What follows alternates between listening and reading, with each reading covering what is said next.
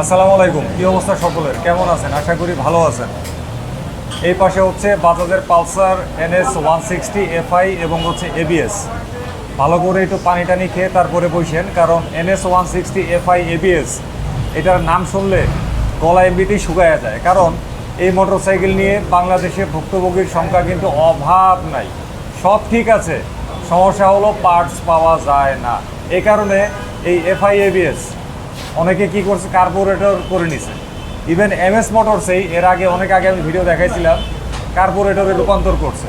তবে এইটারে আজকে কি করে এবং এইটার ইতিহাসটা আসলে কি, কারণ প্রত্যেকটা NS FI ABS এর গভীরে লুকায় আছে মারাত্মক রকমের ভয়ঙ্কর ইতিহাস, ভোগান্তির ইতিহাস আর কি। তো এইটার মধ্যেও এরকম কোনো ইতিহাস আছে কিনা, আর কি কি ঘটতে যাচ্ছে এটার ভাগ্যে, সব কিছু আজকে দেখবো আমরা MS মোটরস থেকে। তাদের অবস্থান ঢাকার মিরপুর 60 ফিট বারেক মোল্লা মোড়ের খুবই কাছে অবস্থিত। স্ক্রিনে নাম্বার দিয়ে দিলাম। যে কোনো ধরনের মোটরসাইকেল এখানে সার্ভিসিং হয়, পাশাপাশি তাদের এখানে প্রত্যেকটা ব্র্যান্ডের মোটরসাইকেলের অরিজিনাল স্পেয়ার পার্টস পাওয়া যায়। তাহলে চলেন আজকে আমরা দেখি এই NS 160 FI ABS এর গভীরে কোনো নির্মম ইতিহাস আছে কিনা। শাহিন ভাই আসসালামু আলাইকুম। কি অবস্থা? ওয়ালাইকুম আসসালাম ভাই, আলহামদুলিল্লাহ ভালো আছি। শাহিন ভাই হচ্ছে NS 160 FI ABS এর শেষ ভরসা নাকি ভাই? অতীতে তো আমরা এমন প্রমাণ পাইছি। আল্লাহর উপর ভরসা করে আমি সার্ভিস দেওয়ার চেষ্টা করি। আচ্ছা, এবং আলহামদুলিল্লাহ এ পর্যন্ত যে কয়টা সার্ভিসই দিয়েছি আলহামদুলিল্লাহ আমরা সফল হয়েছি। আচ্ছা, এবারে বলেন এই মোটরসাইকেলের মানে ইতিহাসটা কি, কেন আপনার কাছে আসছে?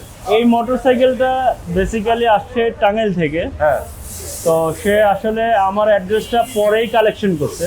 সে প্রথমে বাজাজের অফিসিয়াল সার্ভিস সেন্টারে এটাকে নিয়ে গেছে। তো ওইখান থেকে এস্টিমেট দিচ্ছে ৭৫,০০০ টাকা।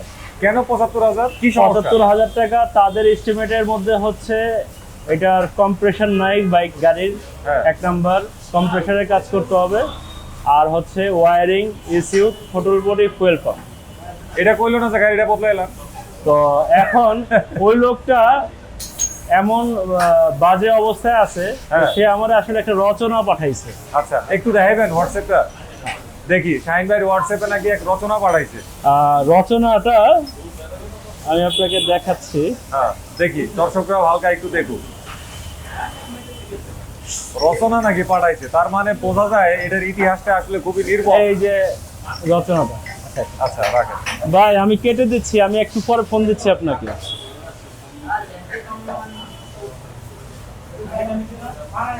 ওরে সর্বনাশ, এত বিশাল। আচ্ছা, প্রথমে আমি একটু পড়ে শোনাই কি লেখছে। যে ভাই, আমি টাঙ্গাইল মির্জাপুর থেকে ইমরান বলছি। পালসার NS FI ABS কিনছিলাম বছর খানেক আগে। গাড়িটা কেনার কয়েক মাস পর স্টার্টিং এর সমস্যা শুরু হয়, আশেপাশে লোকাল গ্যারেজ। আচ্ছা, বাজাজ সার্ভিস সেন্টারে বলছে থ্রোটল বডি পাল্টাতে হবে, প্রথম অবস্থায় 50,০০০ টাকা, পরে দেওয়া এগুলো খরচ হবে 50,০০০ টাকার উপরে। বাজাজ সার্ভিস সেন্টারে বলছে। পরবর্তীতে আবার আচ্ছা, ৭৫,০০০ গাড়িটা টাকা। কেনার সময় বেশ কিছু টাকা ধার করে কিনছিলাম, সেই ধারের টাকা তখনও শোধ করতে পারি নাই। তার মধ্যে এরকম বাজেট শুনে মাথায় হাত উঠে যায় আমার হলে তোকে পা সুদ্ধা উঠে যেত, ওনার তো হাত উঠছে। আচ্ছা, যাই হোক, লেখছে আমার পক্ষে এত টাকা দিয়ে সার্ভিস করা পসিবল না বলে গাড়ি রিটার্ন নিয়ে আসি। ওদের দেওয়া তথ্য অনুসারে কিছুদিন পর আমি বাইরে থেকে fuel pump, throttle body change করি, তারপর মোটামুটি কয়েকদিন চলে, কিন্তু স্টার্টিং প্রবলেমটা তখন মাঝে মাঝে অনুভব করি। এর মধ্যে ইরান আমেরিকা যুদ্ধের প্রভাবে খাইছে, তেলের সংকট দেখা দিলে আমি আর গাড়ি চালাই নাই, বাসায় পড়েছিল কয়েক মাস। কোরবানি ঈদের আগে। ভাই, এ তো বিরাট ইতিহাস, বিরাট। আমি কত করবো, দর্শকরা পারলে একটু টেনে টেনে পড়ে নিবেন। যাক, আমি বুঝতে পারছি। আচ্ছা, গাড়ি কি করছে, 1,20,000 টাকা দিয়ে কিনেছিলাম না বুঝে, গাড়ি সম্পর্কে অভিজ্ঞতা না থাকায় এইরকম ধরাটা খাইছি। আমি জানতাম যে মোটরসাইকেল জগতে FI ABS হচ্ছে সব থেকে ভালো। যারা গাড়ি চালায় তারা এটাই বলছিল, সেই অনুসারে সিদ্ধান্ত নিয়ে এটা কিনছিলাম। এটাই আমার জীবনের সবচেয়ে বড় অশান্তির কারণ হয়ে দাঁড়াইছে। আচ্ছা, বাসায় এসে ইউটিউব ঘাটাঘাটি করতে আপনার ভিডিও পেলাম, আপনারা FI থেকে কার্বোরেটর করছেন পালসার NS FI ABS। আচ্ছা, তারপরে এই অবস্থায় কি করতে পারি, ভালো বুদ্ধি দিবেন। বিক্রি করতে গেলেও যে দামে বিক্রি করা যাবে সেটা দিয়ে কখনোই কোনোদিন আমার পক্ষে গাড়ি কেনা সম্ভব হবে না। তাই যদি গাড়িটা কোনোভাবে ঠিকঠাক করে রাখা যায়, একটু ঝুঁকি ঝামেলা ছাড়া গাড়িটা চালানো যদি এরকম আইডিয়া পেলে উপকার হতো। এটা তো মানে একটা ওই যে এটা পার্ট বাই পার্ট আসছে, এটা প্রথম পার্ট। আচ্ছা। সেকেন্ড পার্টে আমার এরপর এর থেকে আরো বড় মেসেজ দিচ্ছে। তো ওইটার মধ্যে ৭৫,০০০ টাকার এস্টিমেট কস্ট দেখাইছে। মানে এইটা তার জীবনের অশান্তির কারণ। এখন এমন একটা বিষয়, তার সংসার ভেঙে যাচ্ছে। কই কি? ঠিক আছে, তার সংসারটা ভেঙে যাচ্ছে ওই বাইকের কারণে। সর্বনাশ, সর্বনাশ। তার মানে NS 160 FI ABS, এটা সংসার ভাঙা ভাই। সংসার ভাঙার কারণও হয়ে দাঁড়াইছে। আরে হাই হাই। পরে ভাই সংসার ভাঙা এই তো তারপরে সে আমার সাথে যোগাযোগ করলো, আমি বললাম যে ভাই আমি এই পর্যন্ত 3টা FI কার্বোরেটরে কনভার্ট করছি। হ্যাঁ তো আমি পারবো না এই কথাটা বলবো না, আমি অবশ্যই ইনশাল্লাহ পারবো। হ্যাঁ তবে আমার প্রথম চেষ্টা থাকবে আপনার এটা FI-টা রাখার। হ্যাঁ FI-তেই রাখার, কারণ একটা FI থেকে কার্বোরেটর করলে হ্যাঁ কার্বোরেটরের মতো করে কিন্তু আর সার্ভিসটা আসে না। 100% আসে না। হ্যাঁ কারণ আপনিও জানেন যে আসলে আসার সুযোগও নাই, কারণ ওই পরিমাণ খরচ করলে তো তার FI-তেই থাকা যায়। থাকা যায়, হ্যাঁ কথা তাই না? সত্য। তো আমরা কার্বোরেটরে করি একটা টেম্পোরারি সার্ভিস দেওয়ার জন্য, যাতে সে চলতে চলতে পারে। পারে, হ্যাঁ।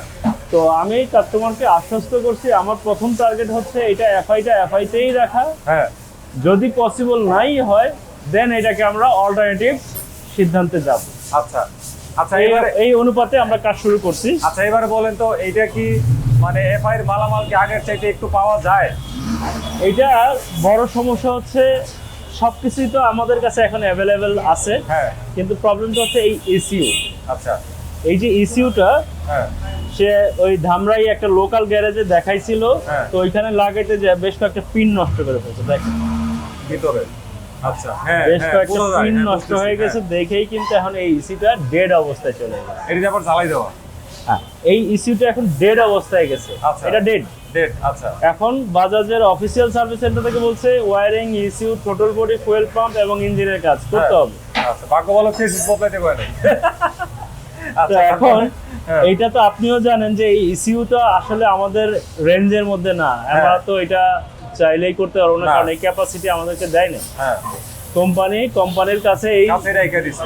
Capacity রেখে এটা দিয়ে ওরা স্বর্গে যাবে, এই জন্য এটা লাগানোর ক্যাপাসিটি ওদের কাছে। এখন হ্যাঁ। দেখি এখন তার জন্য কিভাবে কি করতে পারি। আচ্ছা। আমি ফুল ট্রাই আছি এটা ECU-টা চেঞ্জ করে FI-তেই থাকা। আচ্ছা, ওয়্যারিং টোয়ারিং কাটে নাই না? ওয়্যারিং কাটে নাই, কিন্তু ওয়্যারিং কিছু কিছু জায়গায় ছিঁড়ে গেছে। আচ্ছা এটা নিয়ে টানাটানি করছে, তো এই যে কেবল করছে, হ্যাঁ। এটা ওয়্যারিং এই জায়গাতে কন্টাক্ট, কিছু পয়েন্টের কন্টাক্ট হ্যাঁ সরে গেছে। বুঝতে পারছি। তো এখন আমরা কাজ শুরু করছি। আচ্ছা, আমাদের উনি সাথে কি কি অভিযোগ করছিল, কি সমস্যা? ওই যে যেটা লেখছে ওগুলাই? উনি প্রথম প্রবলেমটা ফেস করছে total body fuel pump, officially 50,000 টাকার বাজেট বললো। না না, তারপরে কি তো সে- সমস্যা, কি সমস্যা? এখন লাস্টে সমস্যাটা ফেস করছে যে তার গাড়ি বাড়ি যাওয়ার পথে হর্ন আস্তে আস্তে সাউন্ড থাকে। কমে আসতেছে। তো একবার একটা পর্যায়ে গাড়িটা বন্ধ হয়ে যায়। হ্যাঁ বন্ধ হয়ে যাওয়ার পরে সে লোকাল একটা গ্যারেজে ঢুকায়, তারা বলে যে ECU-র কারেন্ট পাচ্ছে না। তো তারা ECU-টা খুলে মানে চেক করতে গেছে, তো চেক করতে যায় একটা পর্যায়ে যে পিনগুলো নষ্ট হয়ে যায়, হ্যাঁ। তখন ওইখান থেকে ডেট ঘোষণা করে। তা তারা তো স্যারেন্ডার। হ্যাঁ তারপরে সে বাজাজের অফিসিয়াল সার্ভিস সেন্টারে নিয়ে গেছে, আচ্ছা। ওইখান থেকে লাস্ট 75,000 চিন্তা টাকা করেন, এক ধরনের ইস্যুতে 50,000 থেকে 75, এরপরে আপনার কাছে। জি, এরপর হাই রে আল্লাহ।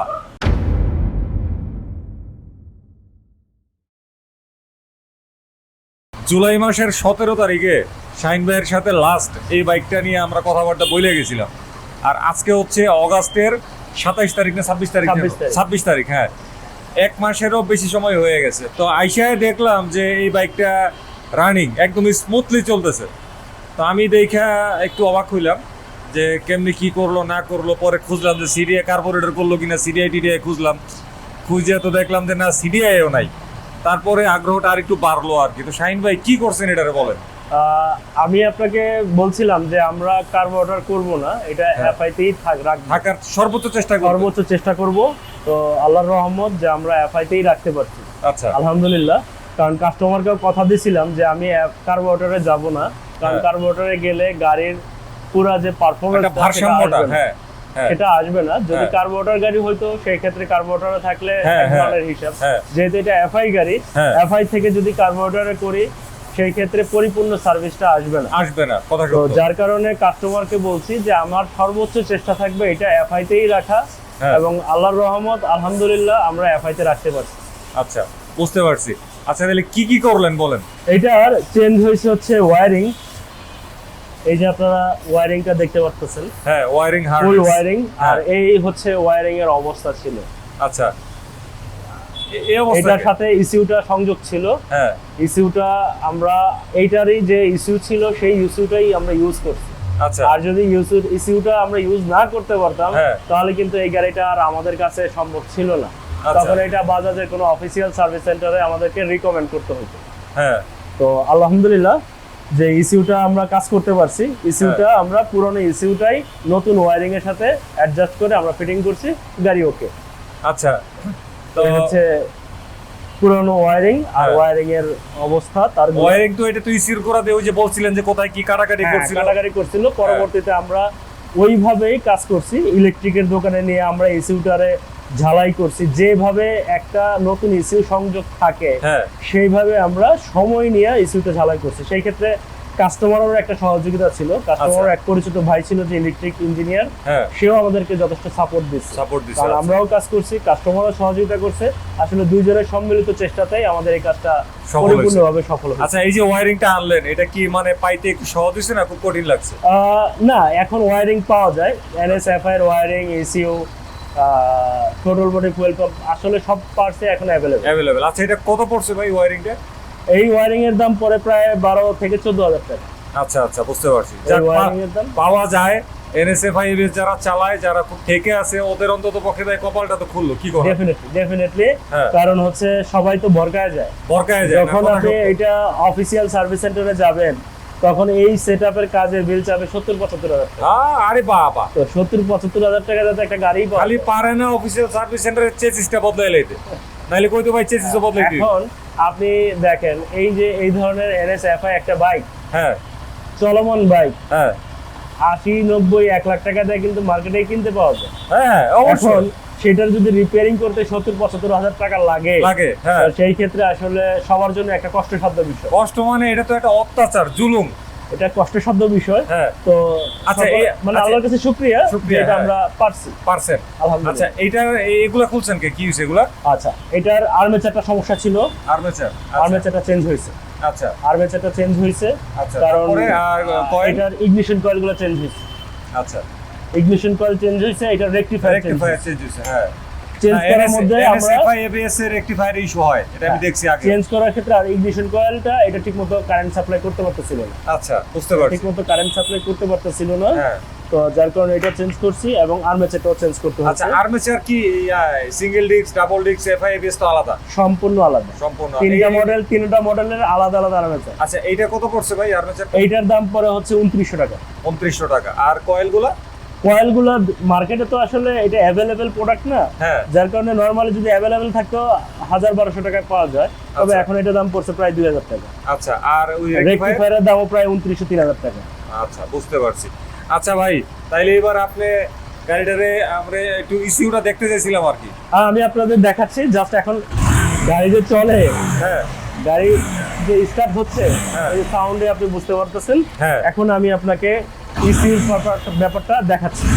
একদম স্মুথলি আরপিএম এর কাটাটা উঠে এবং নামে, সাউন্ডও খুব সুন্দর, আরপিএম কিন্তু একদম স্টেবল জায়গায় আছে, একদম স্টেবল। আচ্ছা, ওইখানে এই গাড়িটাতে আর কোনো প্রবলেম নাই, অ্যাট লিস্ট এই মানে স্টার্ট জনিত কোনো প্রবলেম নাই। গাড়িতে আদার্স প্রবলেম আছে, গাড়ির এবিএসটা ঠিকমতো কাজ করতেছে না, তারপরে গাড়ির কিছু টুকিটাকি প্রবলেম আছে, বাট ওইটা আমার এই কাজের সাথে সম্পৃক্ত না। কারণ আমার কাজ ছিল গাড়িটাকে স্টার্ট করা, স্টার্ট পর্যন্ত কোনো সমস্যা নাই। আউটডোরে কিছু প্রবলেম আছে, সেটা নিয়ে এখন আমরা কাজ করব। বুঝতে পারছি। আচ্ছা, ঠিক আছে ভাই, এবার আমরা ইসিউটা একটু আমাকে একটু দেখান। ঠিক আছে। অবশেষে এটার ইসিউটা খুলছে, আমরা একটু দেখি কাছ থেকে কি করছে। এই যে এটা হলো একেবারে ব্রেনটা আর কি, এটা হচ্ছে এটার ভিতরে মাউন্ট করা থাকে। এটা এখন একটু গরম হয়ে আছে যেহেতু বাইকটা এতক্ষণ চলছে। আর এটা হচ্ছে কিন্তু পুরাতন ইসিউ, এগুলার আর একটু রিসোল্ডার করছে যাতে কানেকশনটা ভালোভাবে পায়, একটু পলিশ টলিশ করছে। তো ওভারঅল কাজটা কিন্তু খুবই সুন্দরভাবে হয়েছে এবং অনেক কম খরচের মধ্যে হয়ে গেছে। পাশাপাশি এমএস মোটরসের জন্য কিন্তু এটা একটা অভিজ্ঞতা হয়েছে নাকি ভাই? অবশ্যই নতুন একটা অভিজ্ঞতা। আর এটা এমন ভাবে কাজ হয়েছে, এটার মধ্যে আসলে নতুন ব্র্যান্ড নিউ অবস্থায় যেভাবে আসে গাড়িতে, আলহামদুলিল্লাহ আমরা ওইভাবেই দিতে পারছি। আগে বলেন, এই যে এখানে যে পার্টস গুলো আপনি বদলাইছেন, এগুলা কই থেকে কিনছে? এমএস মোটরস থেকে? এই পার্টস গুলা উনি নিজেই সোর্স করে দিয়েছে। আচ্ছা, উনি নিজেই আনছে, কারণ উনি তো আসলে এই গাড়িটা আমার কাছে নিয়ে আসছে একদম শেষ অপশন হিসাবে। প্রথমে তো সে তার ধামরাইতে দেখাইছে, ধামরাইতে দেখার পরে সে তেজগাঁয় নিয়ে গেছে, তেজগাঁ থেকে দেখানোর পরে সে বাজাজ ফেয়ারে নিয়ে গেছে, বাজাজ ফেয়ার থেকে দেন আমার কাছে আসছে। হ্যাঁ। তো যার কারণে সে এই পার্টস গুলা আস্তে আস্তে আস্তে আস্তে সোর্সিং করছে। হ্যাঁ কারণ যেহেতু সে আসলে, আপনাকে তো আমি মেসেজ দেখাইছি, সে হ্যাঁ। আর্থিকভাবে বেশ কষ্টে আছে এই বাইকটা নিয়ে। হ্যাঁ তো যার কারণে সে চাচ্ছিল নিজের সোর্স থেকে সে পার্টস গুলো কালেকশন করে দিবে। হ্যাঁ তার কিছু পরিচিত লোক আছে, এই কারণে আমিও তাকে সেই অপশনটা দিছি যে হ্যাঁ। আপনি আপনার মতো সোর্স অবশ্যই করতে পারে, হ্যাঁ আমরা এটা কাজ করে দিব। হ্যাঁ। তো যার আচ্ছা, কারণে এখন বলেন এই আমার parts ডিমান্ড গুলা- অনুযায়ী সে পার্টস গুলো দিছে। দিছে। Wiring এই দিছে। পার্টস গুলা কি আপনার কাছ থেকে পাওয়া সম্ভব কিনা আগে এটা বলুন। Definitely, definitely. আর সবাই তো আর ওনার মতো সোর্স নাও সব করতে পারে। সবগুলো পার্টস আমার কাছে আছে। আছে আছে। আচ্ছা বুঝছি। আচ্ছা এখন আপনি এই এখানে পার্টস মোটামুটি তাহলে কয় টাকার গেল আনুমানিক? আপনি ধরেন 12,500, হ্যাঁ ধরেন 3, 3, 6, 6, 2, 8, 8, 12.5, মোটামুটি ভাবে 22-23 হাজার টাকার পার্টস। 22-23, আচ্ছা ধরলাম 23,000 টাকা। হ্যাঁ। আচ্ছা তারপরে তাহলে আপনার পারিশ্রমিক কেমন আসলো? এটা আমার পারিশ্রমিক মিনিমাম 5,000 টাকা কাউন্ট করতে হবে। 5,000 টাকা। 5,000 টাকা কাউন্ট। আচ্ছা 5,000 তাইলে আর ওইদিকে ধরলাম কত, 22 না 23,000, 28,000 টাকা। আর উনি আনছে এই সেই করছে সব মিলে আসলে ধরলাম 30,000 টাকা। 30,000 টাকা। বুঝতে পারছি। আর যাই হোক, এটার অফিসিয়াল কস্ট শোরুম থেকে বলছিল 75,000 টাকা। একেবারে চেসিসটা খালি বদলাইতে কয় নাই। তো 75,000 টাকার খরচ, ফুল কমপ্লিট হলো 30,000 টাকা। হ্যাঁ তাহলে এমএস মোটরস থেকে এই পালসার NS 160 FI ABS এই মোটরসাইকেল নিয়ে করা ভিডিওটা আজকের মতো এখানেই শেষ করতেছি। আশা করি যারা পালসার NS 160 FI ABS চালান তাদের জন্য আজকের এই ভিডিওটা এটা গুরুত্ব বহন করে। আর শাহিন ভাই এ পর্যন্ত বেশ কিছু পালসার NS 160 FI ABS সফলতার সাথে মেরামত করতে পারছে, কাস্টমারকে খুশি করতে পারছে। তো সেই হিসাবে আমি বলবো যে যারা ভোগান্তিতে আছেন পালসার NS 160 FI ABS নিয়ে, তারা বিশ্বাসের সাথেই শাহিন ভাইয়ের সাথে যোগাযোগ করতে পারেন। আর পাশাপাশি তো এখানে অন্যান্য মোটরসাইকেলের সার্ভিস যেগুলো চলার সেগুলো তো আছেই। আর এইখানের একটা বড় সুবিধা হচ্ছে এখানে কিন্তু spare parts, original spare parts যে কোনো বাইকের পাওয়া যায়। সুতরাং বাইরে ছোটাছুটি করে পার্টস সোর্স করার যেটা ঝামেলা সেটা না নিলেও চলে, তবে সুযোগ কিন্তু আছে, আপনি চাইলে অন্য জায়গা থেকেও পার্টস আনতে পারবেন। তাহলে ভালো থাকবেন সবাই, বিদায় নিলাম আজকে। আবার আমরা কথা বলবো সামনে অন্য দিন অন্য কোনো বিষয়ে। আল্লাহ হাফেজ, আসসালামু আলাইকুম।